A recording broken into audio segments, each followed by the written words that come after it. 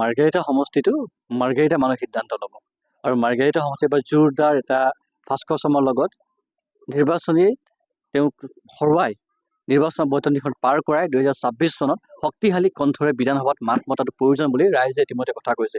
আৰু মাৰ্ঘেৰিটাৰ মানুহবোৰ লগত মাৰ্ঘেৰিটা অঞ্চলৰ ৰাইজৰ লগত আমাৰ এক ঘৰুৱা সম্পৰ্ক। এই অঞ্চলটোত আমি সুখে দুখে থাকিছোঁ। এই অঞ্চলটোত আমি আলহী নহয়, এই অঞ্চলৰ কাৰণে আমি গেষ্ট নহয়, টুৰিষ্ট নহয়। আৰু এই অঞ্চলত আমি চিনিবলৈ বাকী নাই।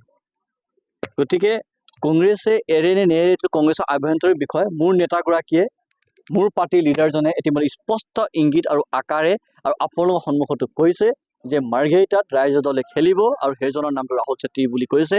গতিকে তাৰ মতে আমি কাম কাজবোৰ কৰি আছোঁ। আৰু মাৰ্ঘেৰিটাত মই ভাবোঁ এই মুহূৰ্তত যদি সঁচাকৈ এচি ৰুমত থাকি বাদ দি মেলি ফিল্ডত গৈ যদি আপোনালোকে ছাৰ্ভেখন চলায়, মই আপোনালোককো খুব সন্মান সহকাৰে কৈছোঁ, আপোনালোকে ফিল্ডত গৈ ছাৰ্ভে কৰক। তাত ৰাইজৰ দলৰ নাম ওলায় নে অন্য পাৰ্টিৰ নাম ওলায় আপোনালোকে নিজে ক'ব। আৰু মোৰ দৃঢ় বিশ্বাস কি আজি এইজন নিউ বৰ্ণ পলিটিকেল পাৰ্টি হিচাপে ৰাইজৰ দলে যি শক্তিশালীভাৱে কাম কৰি আছে, ভাস্কৰ শৰ্মাক যি ধৰণে নীলাহৰণ কৰাই দিছে, মানুহ সুখে দুখে যিধৰণে মাত মাতিছে আজি ৰাইজৰ দলে, ইয়াক কোনো দলে যোৱা 10 বছৰ মাতা নাছিলে। আজি সৰু আপোনালোকৰ উদাহৰণ দিছোঁ, আটাইতকৈ ডাঙৰ যিখন ৰংগমঞ্চ মাৰ্ঘেৰিটাত, সেই ৰংগমঞ্চত সভা দিবলৈ সাহস কৰা নাছিল অন্যান্য দলসমূহে। তাৰ ৰাইজৰ দলে থিয় হয় ভাস্কৰ শৰ্মাৰ কাৰ্যালয় কেৱল মাত্ৰ 200 মিটাৰ দূৰত্বৰ পৰা হুংকাৰ দিছে যে আপোনাক আমি এবাৰ দিহিং আৰু তিৰাপ নৈত দলিয়াই দিম বুলি। এইখিনি কথাই প্ৰমাণ। গতিকে কোনোবা এৰে নেৰে নাজানো, কিন্তু আমাৰ ৰাইজৰ দল ইয়াত খেলিব।